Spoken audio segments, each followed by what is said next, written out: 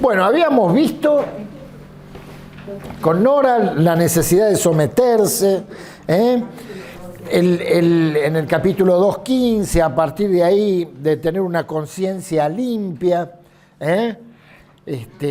Veíamos que la ignorancia era un rechazo intencional a la verdad. Y habíamos dicho algunos conceptos, que la libertad en Cristo nos permite desenvolvernos en las relaciones. Y habíamos visto de no utilizar el pretexto, la libertad como pretexto, y habíamos visto también que eso nos llevaba a analizar el corazón. Y vamos a ir a la página 128. Estoy haciendo un repaso muy rápido de 128, de lo que habíamos visto en la clase pasada. Habíamos visto que hay doctrina que es fácil de pervertir, como la libertad cristiana, pero que la palabra siervo significa esclavo, doulos. Y habíamos visto que teníamos que tener respeto a todos, respeto a los hermanos, respeto a Dios y aún respeto al rey. Habíamos visto también esto de someternos a las autoridades con inteligencia. ¿No? ¿Se acuerdan? Sí. Bueno, hoy vamos a ver lo que es la sumisión a los amos, a partir del 2.18 al 21, esta parte. A ver, yo los voy a leer. Igual ustedes tengan la Biblia preparada porque les voy a hacer leer algunos pasajes.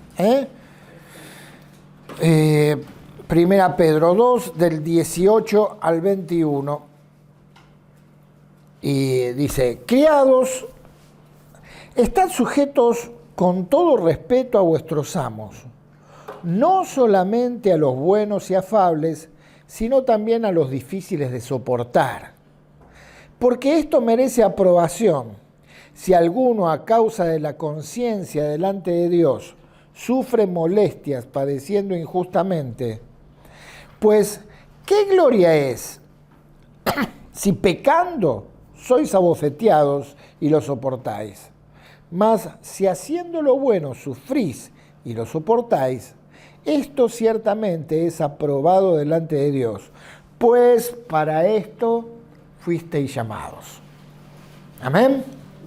Amén. Bueno, acá vamos a comenzar leyendo. Dice en la página 128, en su análisis de la sumisión, Pedro pasa ahora a la esfera del gobierno a la sociedad. La última relación que hay en un hogar, y en especial en los hogares en el tiempo de Pedro, es la relación entre siervos o esclavos y amos. Dice, en ninguna parte de la Escritura se afirma que la esclavitud es una ordenanza divina, como lo es el matrimonio. Es decir, no es que Dios apoyaba la esclavitud, pero era una costumbre de la época. Todo se manejaba en base a la esclavitud. De hecho, en el Imperio Romano la mayor parte de la gente era esclava de los que tenían grandes capitales, o de los señores, digamos, o de los césares, ¿no? De los gobernantes. No es una ordenanza divina, como el matrimonio y la familia, pero cabe aclarar que aunque la Biblia nunca se muestra a favor de la esclavitud, sí la reconoce como una institución que forma parte de la sociedad. El Nuevo Testamento acepta la esclavitud como una realidad social e instruye a quienes se encuentran inmersos en ese sistema sobre una conducta apropiada en cada caso. A ver, en ese tiempo la esclavitud era una realidad social. ¿Hoy qué realidad social tenemos? sobre las que tenemos que ser instruidos? La explotación. La explotación, por ejemplo. Por el hombre. Del hombre por el hombre. ¿Y qué otras cosas? ¿Qué otras realidades sociales en las cuales nos vemos instruidos y lo hemos hablado acá también? Por ejemplo, algo que se instala hoy como algo normal, incluso a través de leyes, y que sabemos que de parte de Dios no está de acuerdo. A ver.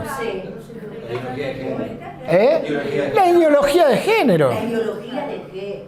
Claro. Por ejemplo, es una realidad social sobre la que nosotros también tenemos que ser instruidos. En ese tiempo era la esclavitud, pero hoy tenemos otro tipo de cosas sobre las cuales tenemos que saber cómo manejarnos de acuerdo a como Dios quiere. Cambió la sociedad de hoy. Marcelo, Sí. yo tengo una inquietud que a lo mejor no tiene mucho que ver con lo que estamos, pero como hablaste de ideología de género, ¿verdad? Sé de un caso de una iglesia donde unas lesbianas presentaron a su hijita. ¿Qué piensas de una iglesia que permita esa situación? Mira, no sería un tema para hablarlo acá, pero te digo la verdad, la nena no tiene la culpa. Entonces, cuando la presentan, lo que están es pidiendo la bendición de Dios sobre la niña. Y esa bendición de Dios va a hacer que la niña pueda seguir a Dios con conciencia de Dios. O sea, que aprobaría que la iglesia aceptara eso. Aprobaría que se bendiga a la niña, que se presente a la persona. Claro. Pero sí, o sea, no se le puede negar la bendición a nadie. Claro. Pero sí quizás dar una bendición. Tengo entendido que quien lo hizo no mostrando que era una pareja lesbiana, sino que se supo del tema porque alguno lo comentó, no porque se diga. Lo que se está haciendo, no hay que perder el objetivo sobre lo que realmente Dios quiere. Dios quiere bendecir y quiere salvar a las personas. Una niña, en ese aspecto, o un niño, no tiene la culpa. No tiene la culpa. Y nuestra función es bendecir, así como es amar y como es predicarles a Cristo más allá de su condición. Y es no juzgar, porque, a ver, cualquier pecado para Dios es igual. Si yo me robo un caramelo del kiosco, es lo mismo que ser un gran asesino o que ser un homosexual. Por cuanto todos pecaron, estamos destituidos de la gloria de Dios. Pero Cristo nos salvó a todos. Y a algunos nos dio la gracia de haber entendido esa salvación. Pero no sería un tema. Manteniéndonos en que amamos al pecador, pero no aceptamos su forma de vida o su conducta. Siempre eso lo tenemos que marcar. Por eso, de alguna manera, socialmente nosotros luchamos en contra de todas estas cosas, ¿no? El aborto, luchamos a favor de la vida, pero no quiere decir que uno tenga que ponerse del otro bando, que en eso quizás hemos fallado, ¿no? Con este tema de los pañuelos verdes, de los pañuelos celestes, una lucha, pero más amando a la persona, no viéndola como el contrario, ¿no? Entonces, mucho menos condenándola, ¿no? Claro. A ver, seguimos porque se nos va el tema. Sí, sí, tal cual. Habría otras cosas para decir, pero no vamos a distraernos.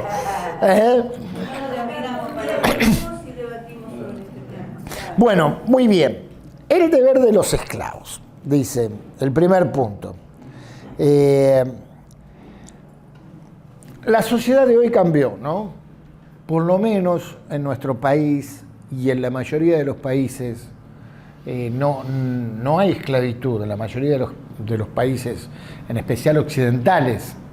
Pero tenemos otro tipo de leyes que se nos asemejan en la forma de que tenemos de comportarnos, ¿no es cierto?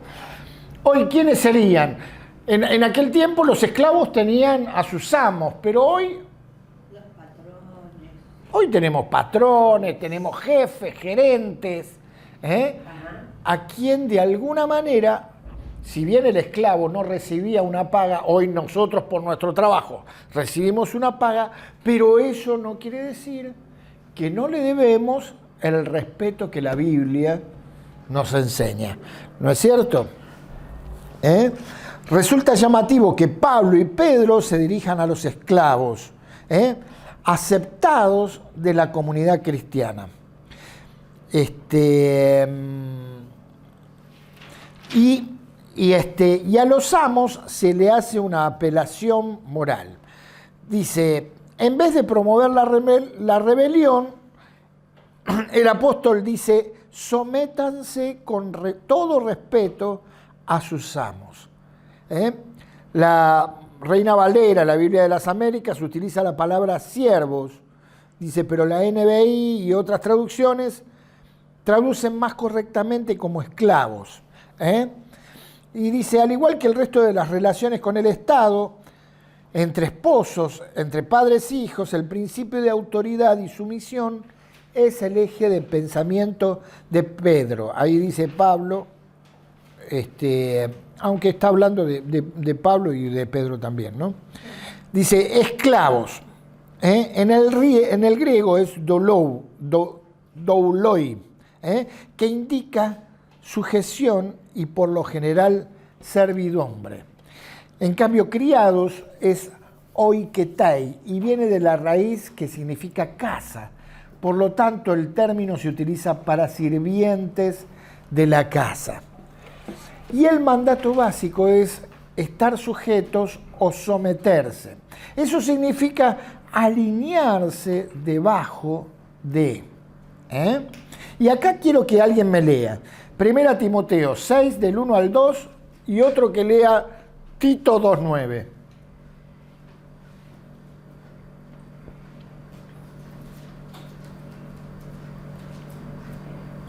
Yo leo Tito. Lee Tito 2:9. Del 1 y 2. 6, 1 y 2. Todos los que están bajo el yugo de esclavitud tengan a sus amos por dignos de todo honor, para que no sea blasfemado el nombre de Dios y la doctrina.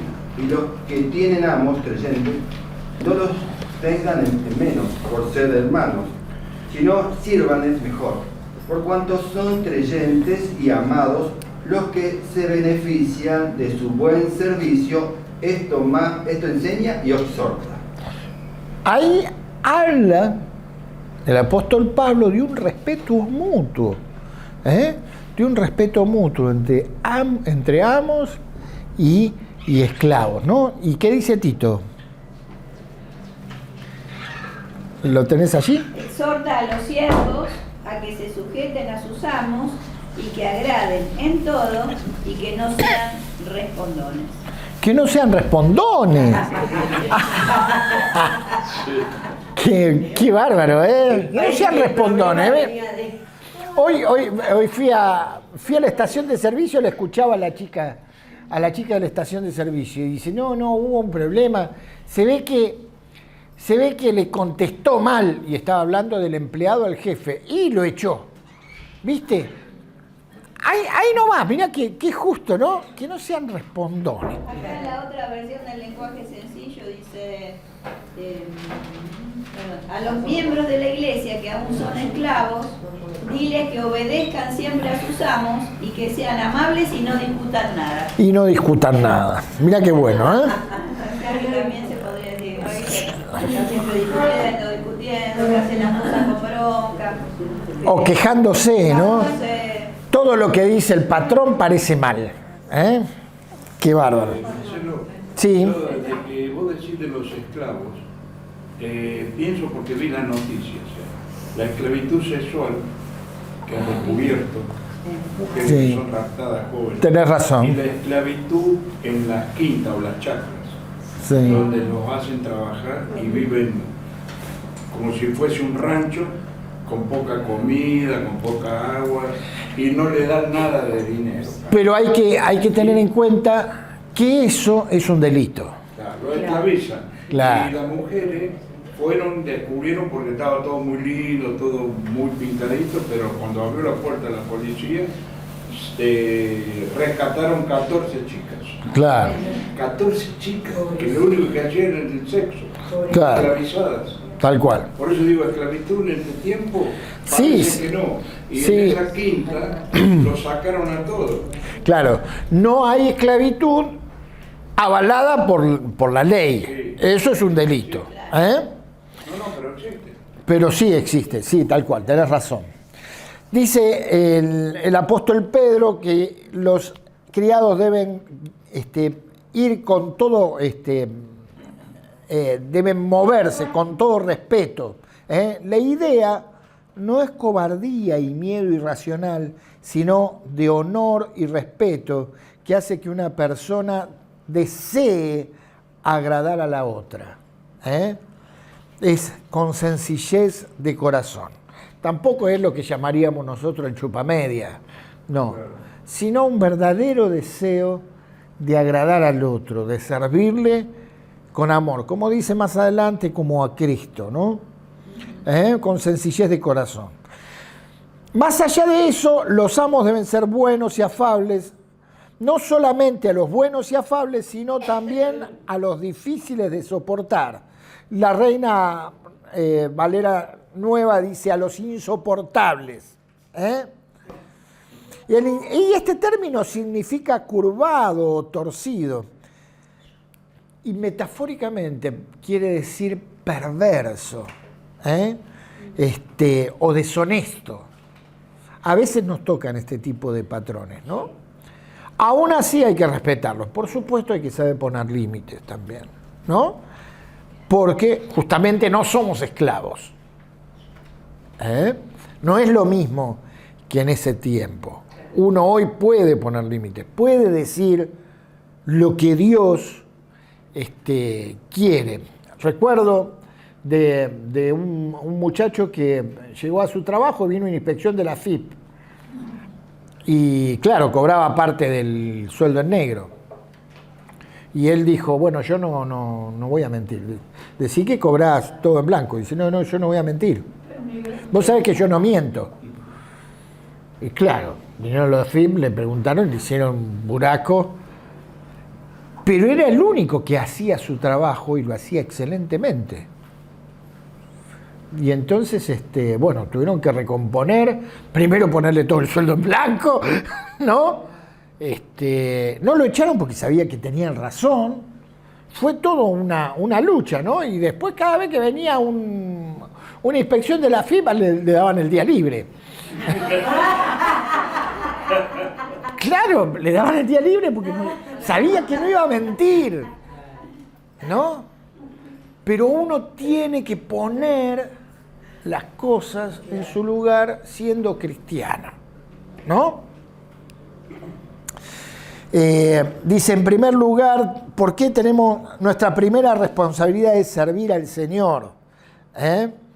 Y con este ejemplo lo servimos al Señor.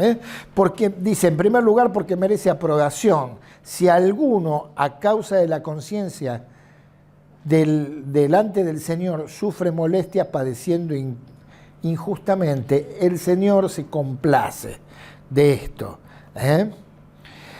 Dice, serían conscientes de no ofrecer su trabajo como sirviendo al ojo humano, sino como los que quieren, leí mal, serían conscientes de no ofrecer su trabajo como sirviendo al ojo humano, como los que quieren agradar a los hombres. El interés primordial de un cristiano en cuanto a su trabajo, como en cualquier otra actividad, debería ser simplemente hacerlo para la gloria de Dios o como para Cristo. Y no hacer el trabajo solo cuando te están mirando. No hacer solo el trabajo cuando te están mirando. Sabemos de esto también, que se aprovecha esta situación para perder el tiempo, para no trabajar y que te paguen para extender las cosas. Un cristiano no. Un cristiano tiene que trabajar las horas que tiene que trabajar, tomar el descanso cuando tiene que tomar el descanso, el tiempo correspondiente, pero trabajar porque no lo hacemos para nuestro patrón, lo hacemos para el Señor. Recuerdo, perdón, Marcelo, Colosenses 3, 23 creo, y en este contexto, ¿no? Y todo lo que hagáis, hacerlo de corazón, como para el Señor y no para los hombres. Tal cual, tal cual. De hecho, acá lo dice, Colosenses 3, 24. Con integridad de corazón, dice el punto, donde termina el punto 2. Pablo hace una advertencia, sabiendo que el bien que cada uno hiciere, ese recibirá del Señor, sea esclavo o sea libre. Dice Efesios 6, 8. Advierte que Dios ha de juzgar imparcialmente tanto al esclavo como al amo. ¿Amén? Amén. Tengo que sacarme el del... Siempre lo tengo ahí como muletilla. Los mismos principios podemos aplicar los cristianos contemporáneos a nuestros trabajos y empleos. Nuestra gran necesidad es la visión clara que nos permita ver a Jesucristo y colocarlo delante de nosotros. Aunque nuestra situación no es ni siquiera parecida a la de los esclavos del Imperio Romano, igual podemos realizar nuestras obligaciones laborales, incluyendo las domésticas, como para el Señor. Y Pedro concluye diciendo, pues para esto fuisteis llamados. Haber sido llamados se refiere al llamado eficaz de la salvación. ¿Quién quiere leer ahí? 1 Pedro 1.15. ¿Lo tienen ahí a mano? 1.5, primero. 1.15. A 15. Sino como aquel que los llamó es santo, sed también vosotros santos en toda vuestra manera de vivir. Muy bien. Ahí nos exhorta el apóstol Pablo a ser santos porque Él es santo. Y mostrar nuestra santidad en nuestra conducta es la mejor forma de mostrar a Cristo. Dice, porque para esto fuimos llamados. Ahora, acá nos habla de alguna consideración sobre la esclavitud en el Imperio Romano. Lo voy a leer, lo leo rápido porque vale la pena. Dice, cuando Pablo y Pedro escribían a los esclavos, debe haberse dirigido a una gran cantidad de miembros de la iglesia cristiana. Se ha calculado que en el Imperio Romano había 60 millones de esclavos. El mundo romano estaba lleno de esclavos. Solo en Roma, en un tiempo así, casi la tercera parte de los habitantes pertenecía a esta clase social. Habían llegado a ser esclavos por ser prisioneros de guerra, convictos, deudores, secuestrados, o por la compra o por haber nacido esclavos. En los días de Pablo, los ciudadanos romanos estaban carcomidos por una ociosidad terrible y fatal. Roma era la dueña del mundo conocido y por lo tanto era indigno que los ciudadanos trabajaran. Prácticamente todo el trabajo estaba en manos de los esclavos. Hasta los médicos y los maestros eran esclavos. Aún los miembros del círculo más cercano de amigos de los emperadores, los secretarios que se ocupaban de la correspondencia, solicitudes, finanzas, eran esclavos. Existían los lazos de la más profunda lealtad y afecto entre amo y esclavo. A ver, no siempre el tema de la esclavitud era malo. En la Biblia, en el Antiguo Testamento, está legalizado que cuando un esclavo amaba a su amo, se le daba la oreja y decía, bueno, yo quiero ser esclavo para siempre, porque evidentemente había un trato de amor, de lealtad, que decía, yo estoy bien con esto y quiero seguir sirviendo a mi amo. Y estaba perfecto. Dice, existían los lazos de la más profunda lealtad y afecto entre amo y esclavo. Pero la vida de los esclavos era fundamental y esencialmente una vida lúgubre y terrible. Legalmente un esclavo no era una persona, sino una cosa. Aristóteles escribe que jamás puede existir amistad entre el amo y el esclavo porque nada tienen en común. Porque el esclavo es una herramienta viviente, así como una herramienta es un esclavo inanimado. Un jurista romano, Gayo, en sus instrucciones afirmaba, podemos advertir que se acepta universalmente que el amo posee el poder de la vida y la muerte sobre el esclavo. Si un esclavo se fugaba, lo menos que podía ocurrir era que lo marcaran en la frente con la F de fugitivus, que significaba fugitivo o desertor. Lo peor que le podía sucederle era que lo mataran. A veces era lo mejor eso. El terror de los esclavos era estar completamente a merced del capricho del amo. Augusto crucificó a un esclavo porque había matado a una codorniz favorita. El amo echó vivo a otro a las pirañas en su estanque solo por haber roto una copa. Dentro de este terrible contexto se han de leer los consejos de Pablo a los esclavos. Ahora, también existía un miedo genuino a los esclavos, lo cual explica en parte la dureza y la severidad con que se los trataba. Dice, hubo 3 grandes sublevaciones de esclavos denominadas las guerras serviles. La más célebre fue la dirigida por un tracio, quizás de sangre real, llamado Espartaco, que logró formar una fuerza de 60.000 de 60.000 personas, ¿no? Que obligó a Roma a utilizar 10 legiones para combatirlo. O sea, los esclavos también a veces lograron sublevarse y hacer revueltas. Entonces eso hacía que también sean tratados con más dureza todavía. Aún así, el cristianismo entró para cambiar eso. Cristo entró para cambiar eso. Para que aquellos que realmente habían aceptado a Dios cambien sus actitudes, tanto amos como esclavos. Y esto es lo que estaba cambiando el Imperio Romano. Y de hecho que lo cambió. Cambió el mundo, el cristianismo. Cristo cambió el mundo, más que el cristianismo. La carta de Filemón, ¿no? Y el contexto en que fue escrita. Filemón era un esclavo que se había escapado a su dueño. Y al parecer, cuando estaba prófugo, se convirtió bajo el ministerio de Pablo. Pablo lo envía de nuevo. Y bueno, ahí trata cómo tiene que ser la relación, ¿no? Le aconseja, no le dice no, que deje de ser esclavo, pero que lo reciba, ¿no? Y no ahora como un esclavo, sino como un hermano, ¿no? Y bueno, alguna reconciliación, digamos. Pero vemos cómo era el trato entre los creyentes y los esclavos. En este caso, Onésimo, que se había fugado, pues se convirtió. Convengamos que también Filemón se había convertido, ¿no? Claro, por eso digo. Filemón, cuando estaba prófugo de su amo, se convirtió. Claro. Y regresa convertido. Y Onésimo también. Filemón, el dueño. Porque claro. Onésimo era el esclavo fugitivo. Y Filemón era el patrón, digamos. El deber de los amos. Dice, Pedro no se refiere al deber de los amos, pero Pablo sí.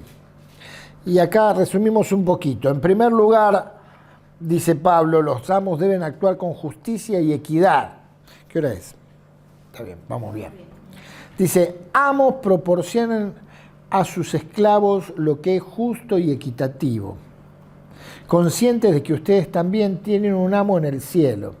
El apóstol Pablo constantemente hace pensar que Dios nos está viendo, que Dios nos está mirando. De la misma manera que los amos esperaban que los esclavos se comportaran con ellos, así deberían comportarse ellos con sus esclavos. Los esclavos y los amos son iguales ante Dios en Cristo. Por lo tanto, los amos cristianos deben tratar a sus siervos cristianos como hermanos en Cristo, como corresponde a la comunión de los creyentes. Y ese mismo trato debe extenderse a aquellos siervos que no son creyentes. En segundo lugar, Pablo dice que la razón de estos requerimientos es que los amos saben que ellos también tienen un amo en el cielo, que es el Señor de ambos. Y para Él no hay acepción de personas. Y Pablo agrega un tercer principio, dejando las amenazas. El castigo era aceptado en el Imperio Romano como la única manera de controlar a los esclavos. Ante la amenaza, el esclavo se halla indefenso. No tenía ningún medio para defenderse. Así que, así como los padres no deben provocar a sus hijos, tampoco los amos deben amenazar a los esclavos. Eso es lo que nos enseña la palabra con respecto a este trato, que hoy nosotros lo podemos volcar a nuestra área laboral, o a nuestra área de estudio, a los que estudian, respetando a los profesores. Ustedes vieron que ahora cada vez se respeta menos los profesores en los colegios. Es terrible, ¿no es cierto? ¿Cuánto hay que enseñar a nuestros hijos, a nuestros nietos que tenemos? Buen día. A respetar, a tener un respeto, una honra al que está delante nuestro. Pasá. Al que está delante nuestro, al que nos enseña, ¿no? Ya veo que se me para alguno acá en el banco.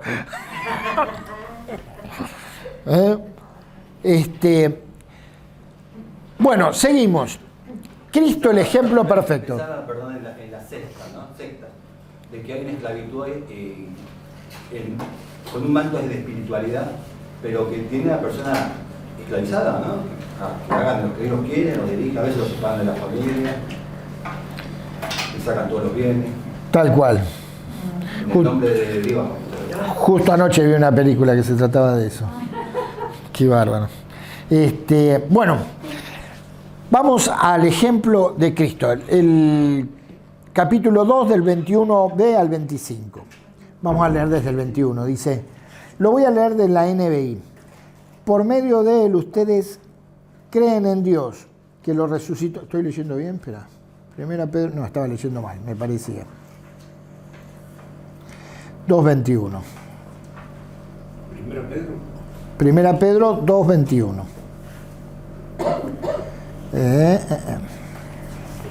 Acá. Para esto fueron llamados, porque Cristo sufrió por ustedes, dándole ejemplo para que sigan sus pasos. Él no cometió ningún pecado, ni hubo engaño en su boca. Cuando proferían insultos contra él, no replicaba con insultos. Cuando padecía, no amenazaba, sino que se entregaba a aquel que juzga con justicia.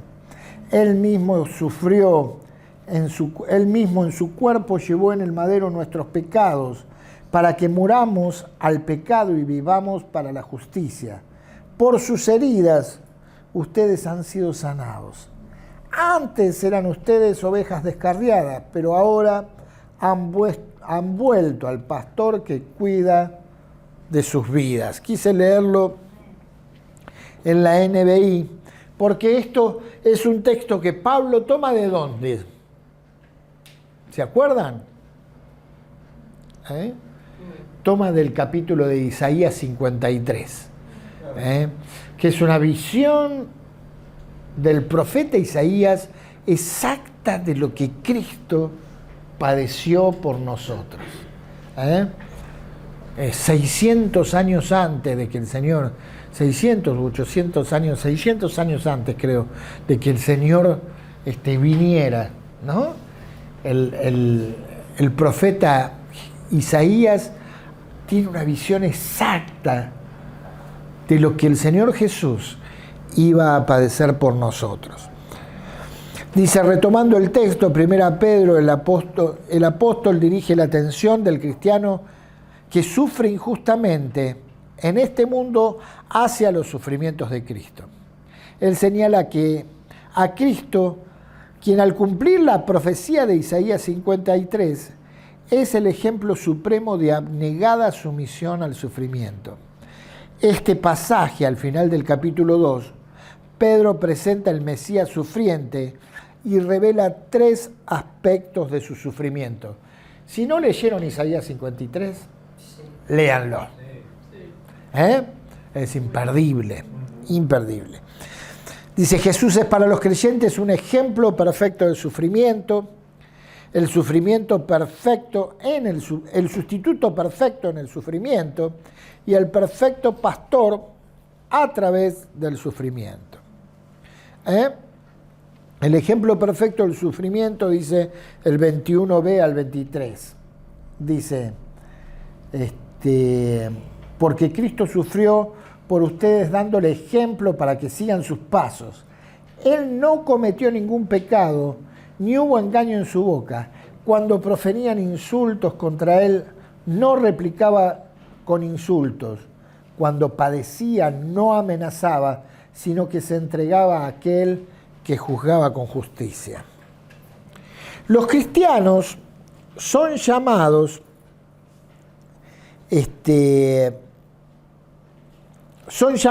a la persecución y al sufrimiento, ya sea en el lugar de trabajo o en cualquier otro ámbito de su vida. Qué justo que esto es lo mismo que estamos viendo en el Proforme. ¿Hay alguno del Proforme aquí? Sí. Es lo mismo que estamos viendo en el Proforme. Cómo perseguían a la iglesia. Y acá dice, los cristianos han sido llamados a la persecución y al sufrimiento, ya sea en el lugar de trabajo o en cualquier otro ámbito de su vida. En esta forma de sufrimiento deben mirar a Cristo como su norma y su ejemplo. La frase de Pedro, porque Cristo también padeció por nosotros, nos recuerda la realidad de su muerte eficaz y sustitutiva. El sufrimiento de Cristo no tiene ninguna similitud con el sufrimiento de sus seguidores. Lo que nosotros suframos, o aún lo que sufrieron aquellos que eran esclavos, no tiene comparación con lo que Cristo sufrió por nosotros. No hay punto de comparación. Él llegó a un extremo tal que nunca va a tener punto de comparación cualquiera de nuestros sufrimientos con lo que Él sufrió por amor de nosotros. Fue injustamente crucificado como un criminal, aunque no cometió ningún pecado. El juicio y la ejecución de Cristo demuestran que se puede ser absolutamente fiel a la voluntad de Dios y aún así experimentar un sufrimiento injusto. Cristo fue fiel a la voluntad de Dios, siempre, siempre obediente, y aún así tuvo un sufrimiento injusto, un juicio injusto. Y por eso dice que nos dejó ejemplo. Y ejemplo es un modelo para aquellos que lo siguen, porque seguimos sus pisadas, seguimos sus rastros. Como ejemplo, Pedro citó primero al profeta Isaías para describir el trato injusto. ¿Por qué cita Pedro a Isaías? Para indicar la impecabilidad de Jesús. La frase, el cual no hizo pecado ni se halló engaño en su boca, es un paralelo aproximado a las palabras del profeta en Isaías 53:9. Jesús personifica la impecabilidad, la inocencia. Dada su inocencia, su sufrimiento es completamente injusto. Y Pedro describe a continuación la respuesta ejemplar de Jesús ante el sufrimiento, quien cuando le maldecían no respondía con maldición. Repitiendo la profecía de Isaías 53:7, Jesús padeció sufrimientos, padeció y sufrió repetidas provocaciones de sus acusadores, pero él no se enojó ni intentó represalias contra sus acusadores. ¿Podemos ponernos en el lugar de Cristo? ¿Ustedes se imaginan siendo el Dios de la eternidad, teniendo todo el poder que Él tenía, teniendo autoridad para destruir a los que lo estaban flagelando, no hacerlo? ¿Lo podríamos haber hecho nosotros? Vieron que Él dice, no mandaría yo 12 legiones de ángeles que vengan a defenderme. Sin embargo, no lo hizo, ¿no?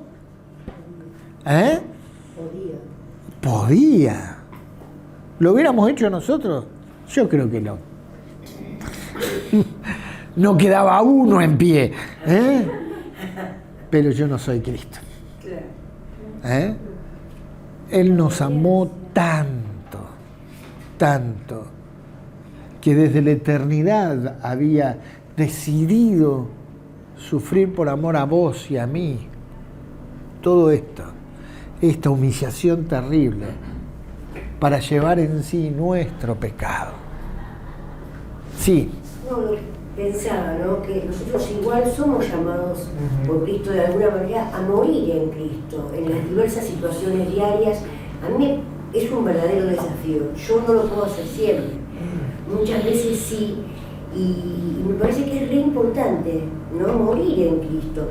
A tantas situaciones a diario, tanta violencia sucede en nuestra cotidianidad, ¿no? Y yo creo que una y otra vez tenemos que intentar. Vale el intento. No siempre sale, a ver, pero se puede, se hace.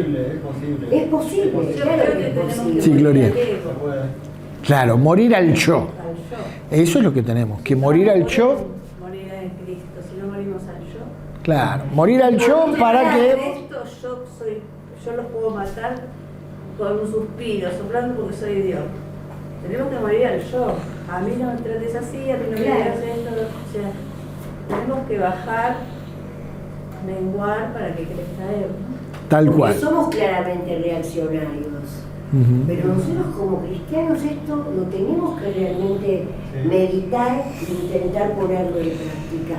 Y además, porque suponte que no te sale y que reaccionas, Dios también está viendo eso. Él también está viendo eso. Y le va a agradar, porque Él ve nuestros intentos, valora nuestros intentos. Tal cual. Se fija en nuestro corazón. Tal ¿Con cual. qué intención hacemos las cosas? Después, si sale mal, y bueno, pero es un paso que dimos. Tal cual. Y a medida de ir ejercitando esto cada vez, Cristo se va a hacer más grande en nosotros y nosotros más chiquitos. Es una guerra constante. Tal cual. Con nosotros mismos. Dice Romanos, aquel que la buena obra empezó, la perfeccionará hasta que lleguemos a su presencia. Es un trabajo constante hasta que cuando estemos en su presencia estemos perfectos. Pero mientras tanto, nuestro trabajo es renunciar al yo y tenerlo a él como ejemplo. Y otra ¿no? cosita más, y Sí. son grandes victorias esas.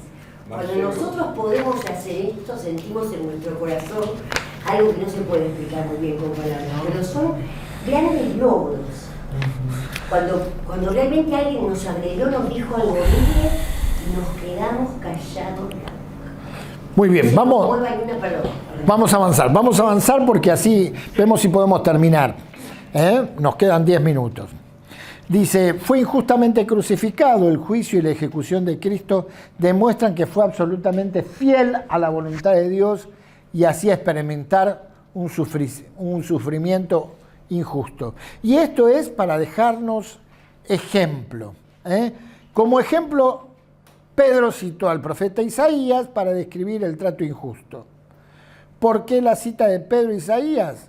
Para indicar la impecabilidad de Jesús. el cual no hizo pecado ni se halló engaño en su boca. Esto ya lo habíamos leído, ¿no? Nos podemos poner, sí, ya lo habíamos leído. Dice, él no se enojó ni intentó represalias en contra de sus acusadores. Sacó fuerzas de su total confianza en el propósito final de Dios de lograr justicia para su causa. Sino que se entregaba a aquel que juzga con justicia. ¿Se acuerdan la frase del Señor Jesús? Padre, perdónalos porque no saben lo que hacen. Para que ellos confíen en Dios como juez justo. Pedro les hablaba a los hermanos para que recuerden lo que Cristo hacía, para que ellos, como cristianos, confíen en el que juzga justamente. Dice el sustituto perfecto en el 2:24, Él mismo en su cuerpo llevó al madero nuestros pecados para que muramos al pecado y vivamos para la justicia. Y por su justicia y por sus heridas ustedes han sido sanados. Dice, la redención es sustitutiva porque significa que Cristo pagó el precio que nosotros no podíamos pagar por el pecado. Lo pagó en nuestro lugar y quedamos libres. La propiciación nos señala hacia la eliminación de la ira de Dios y Cristo logró esto al soportar la ira por nosotros. Fue nuestro pecado lo que trajo esa ira, pero fue Él quien la llevó. ¿Había que pagar el precio? Él lo pagó. ¿Había una victoria que debía ganarse? Él la ganó. ¿Había un castigo que debía soportarse? Él lo soportó. ¿Había un juicio que debía enfrentarse? Él lo enfrentó. Él mismo llevó. Y eso significa acarrear el peso enorme de nuestros pecados. Él mismo llevó los pecados y sufrió el castigo de todos los pecadores que alguna vez serían perdonados. Y esto es importante. Él llevó una vez y para siempre el castigo de todos aquellos que debían ser perdonados, que van a ser perdonados, que fueron perdonados en el pasado, que son perdonados en el presente y que van a ser perdonados en el futuro. Él lo llevó una vez. Él sabe quiénes son. Él sabe quién va a aceptar su sacrificio. Él lo sabe. Ahora el tema está en no aceptar este regalo de Dios. Aquel que no entiende el regalo de Dios, ese es el que no puede ser perdonado, porque menosprecia este regalo que Cristo hizo por nosotros, el regalo de su vida. Permitiendo que Dios perdonara a quienes se arrepienten y creen. Pedro da a entender que Jesús soportó la maldición de Dios cuando sufrió y murió en la cruz. Dice, estando muertos,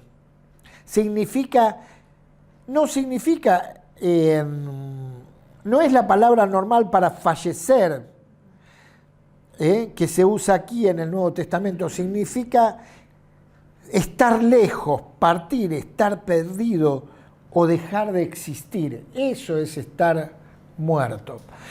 Uno tiene que tomar conciencia de que Dios dijo que puso eternidad en el corazón de ellos. Puso eternidad en el corazón de ellos. Quiere decir, puso eternidad en el corazón de la humanidad. De hecho, todos somos eternos. Pero aceptar el perdón de Cristo implica tener vida eterna. Y aquel que no acepta el perdón de Cristo, lamentablemente tiene muerte eterna. Vieron que Gustavo nos dice constantemente que estamos viviendo la eternidad. La muerte es un tema más. Pero vivimos eternamente aquellos que le aceptamos. Y el que no le aceptó sigue estando muerto. Vive una muerte eterna. ¿Se entendió? Sí.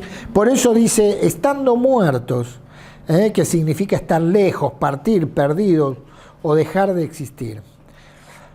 Dice, Pedro responde, para que muramos los creyentes al pecado y vivamos para la justicia. Esta es la manera en que Pedro de decir lo mismo que Pablo escribió a los romanos. De la misma manera, también ustedes considérense muertos al pecado, pero vivos para Dios en Cristo Jesús.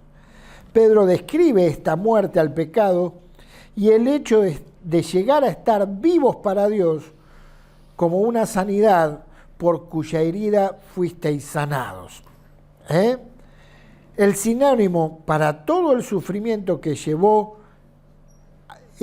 un sinónimo para todo el sufrimiento que llevó a Cristo a la muerte. Acá habla de la palabra sanados, que significa ser perdonados, y se refiere a la salvación, a la sanidad, que acá no es física, sino espiritual. Y vamos al punto C, que es el pastor perfecto de los creyentes. El 2.25 dice, antes eran ustedes como ovejas descarriadas, pero ahora han vuelto al pastor que cuida de sus vidas, dice en la NBI. Dice, porque vosotros eras como ovejas descarriadas. Esto describe por analogía el deambular extraviado sin propósito. Es un deambular peligroso e inútil de los pecadores perdidos. Pero ahora os habéis vuelto al pastor y obispo de vuestras almas. Jesús se identificó como Dios cuando tomó el título divino y habló de sí mismo como el buen pastor, dice Juan 10. Pastor es un título exacto para el Salvador, que transmite la idea de su tarea de alimentar, guiar, proteger, limpiar y restaurar a su rebaño. El término obispo o episcopos, como es en el griego, ya vimos, sirve como un sinónimo. Es otra forma de describir el cuidado de Cristo por su rebaño. Es la palabra traducida supervisor, que junto con pastor también describe las responsabilidades del pastor o del anciano. De donde yo nací, en las iglesias de los hermanos libres, se lo llamaba sobreveedor. Al obispo, al pastor, no se lo llamaba pastor normalmente, se lo llamaba el sobreveedor o el anciano también. Y esto es la palabra obispo de nuestras almas, aquel que guía, aquel que tiene la tarea de alimentar, de guiar, de proteger y de restaurar a su rebaño. Dice, nos hemos vuelto a Cristo, aquel que nos da alimento, aquel que nos restaura, aquel que nos guía. Dice el Salmo 23, en lugares de delicados pastos me hará descansar, confortará mi alma. Confortará mi alma. Eso es lo que dice. Él es el que conforta tu alma como buen pastor. Aquel que te da descanso verdadero. Qué bueno es nuestro Señor. Amén. Amén. Bueno, terminamos por hoy. ¿Les parece si oramos? Podemos agregar lo que vos decís, es cosa mía.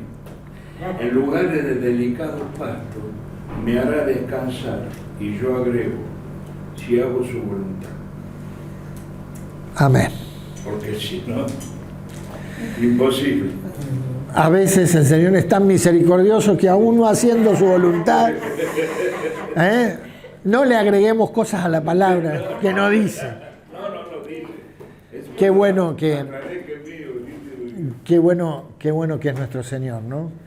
Sobre todo me gusta cómo empieza el Salmo 23 en la NTV, no sé si lo vieron en la nueva traducción viviente, dice: el Señor es mi pastor, tengo todo lo que necesito.